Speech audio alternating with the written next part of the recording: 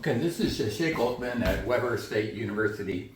His topic is Islam is the solution, and he says that these are inventions of Islam from Muslims, and if Muslims never existed, we would not have those today, which is a crock of lies, but not really true. What happens so much in Islam is they don't have a lot of things to hang their hat on. So let's see what Uthman has to say. All right. Now, many people don't realize the rich history that Muslims, after the time of the Prophet Muhammad, peace and blessings be upon him, have brought and contributed to society. A non-Muslim author, a professor, he put together a very interesting research. He said, imagine a world without Muslims, right? And what would it look like? Well, if we didn't have Islam, there'd probably be about 270 million more people in this world, including about 3,000 more people living in the United States because of 9/11. You would not have many things that you find in your daily routine. For example, coffee. Coffee grown worldwide can trace its heritage back centuries to ancient coffee forests on the Ethiopian plateau. There, legend says a goat herder, Kali, discovered the potential of these beloved beans. The story goes that Khalid discovered the coffee after he noticed after eating the berries from a certain tree. His goats became so energetic that they did not want to sleep at night. Khalid reported his findings to the abbot of the local monastery, who made it a drink with the berries and found that it kept him alert through the long hours of evening prayer. The abbot shared his discovery with the other monks of the monastery, and the knowledge of this energizing berries began to spread worldwide. So coffee cultivation and trade began in the Arabian Peninsula. Arabians named it and then marketed it across Europe and Asia and then the world. So the Muslims didn't really invent it, they just marketed it. Cameras. So Muslims didn't really invent the camera. In the 5th century BC, Chinese scholars had discovered that light travels from straight lines. The philosopher Mo Te recorded that the formation of an inverted image with a pinhole. Plato wrote about pinhole images in the 4th century BC. And then later in the 10th century, an Arabian physicist, mathematician, Al-Hazen, he was able to use the pinhole device to see solar eclipses without hurting the eyes. So that didn't really help in developing the camera. It took 900 years later when a Frenchman, Jacques-Louis Mende d'Arcueil, is credited with putting permanent images on light-sensitive materials. So the Muslims had nothing to do with building a camera. Lenses. This certain reference to the use of lenses comes from Aristophanes' play The Clouds in 424 BC, mentioning burning glass from a lens. Pliny the Elder, the 1st century, confirms that burning glasses were known in the Roman era. Ptolemy in the 2nd century wrote a book on optics. Arabic scholar in the 10th century, Ibn Saud, was able to improve upon Ptolemy's, and then later in the 11th century, Al-Hazen improved upon Ibn Saud's work. Muslims really invent corrective lenses? No, that's not really true. Seneca, 1st century Roman philosopher, first one to be documented to use a glass of water in order to read the text on a paper. The invention of a reading stone is attributed to Abbas ibn Firnas in the 9th century. But in the 12th and 13th centuries, during the Middle Ages, Italian monks were thought to have first created the first ground lens made from burro quartz for reading. They work similar to a magnifying glass. Experimental physics. If you Google experimental physics, you will come up with Galileo. He is the inventor who really came up with the scientific method. Newton and Galileo and Einstein have all been called the fathers of modern physics. However, many hundreds of years earlier, Al-Haytham, Arabic Muslim, was able to develop a modern scientific method. However, it does not mean that Galileo's method came from Al-Haytham's.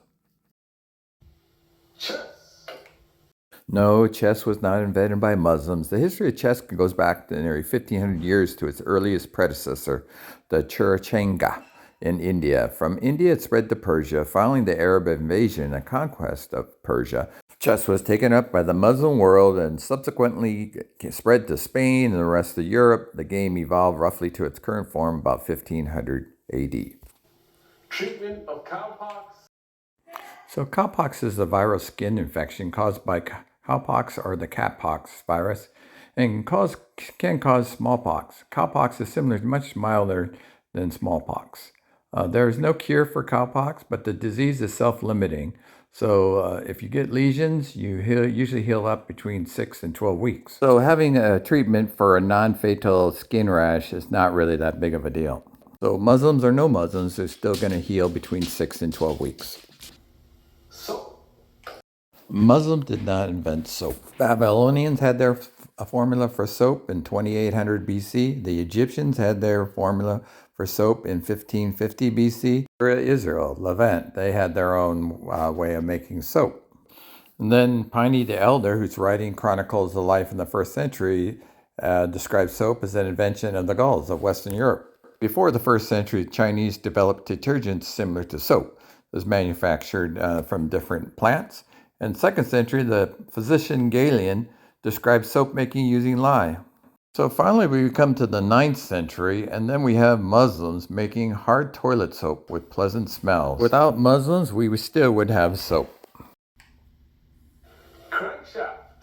No, the Muslims didn't invent a crankshaft. The earliest use of a crank in a machine occurs in a crank-driven windowing machine from China during the Han Dynasty. Crank mechanism was first used in a watermill in Asia Minor. Also, 2 6th century sawmills excavated in Turkey worked a similar mechanism. In China, a crank and a connecting rod appeared in the 5th century, and a crank and a connecting rod with a piston appeared in the 6th century. And in the 9th century, Muslims were experimenting with musical instruments.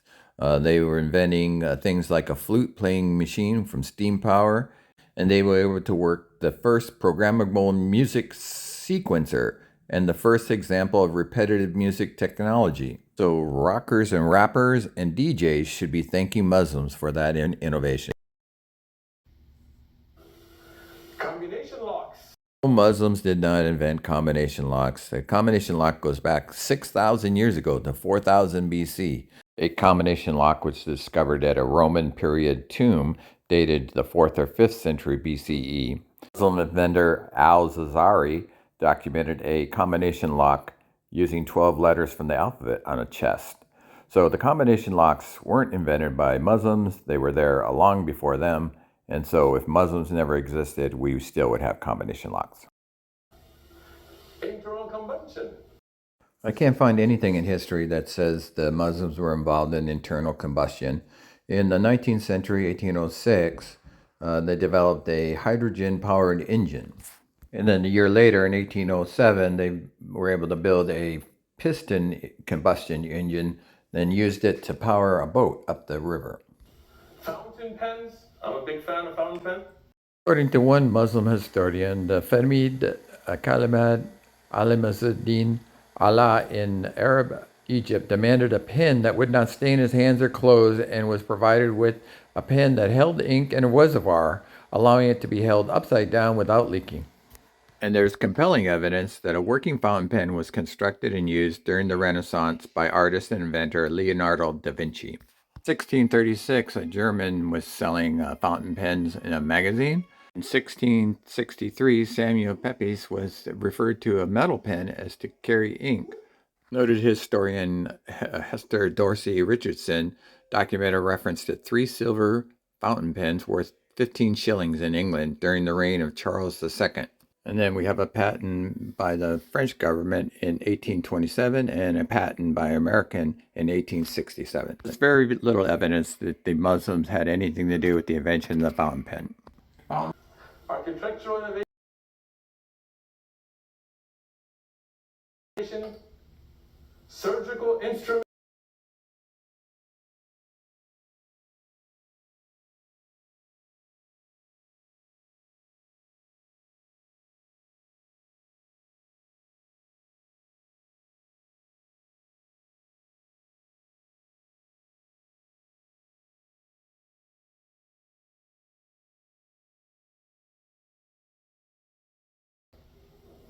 Right? The numbering system.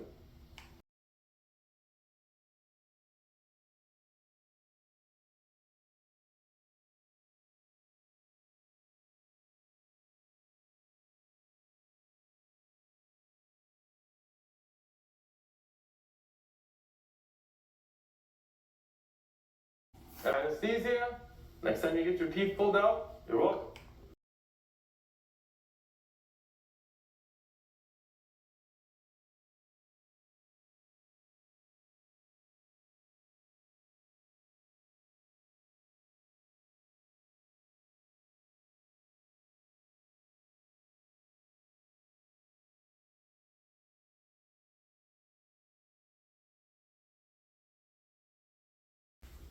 Windmills,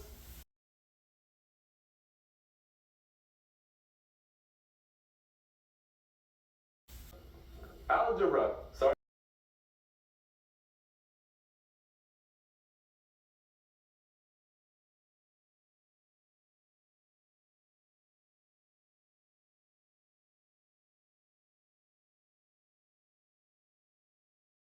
Modern cryptology.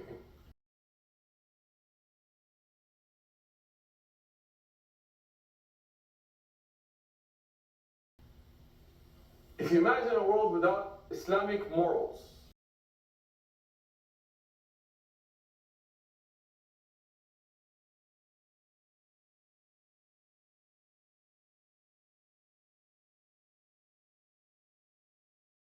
right? When you look at the world, the ills that we find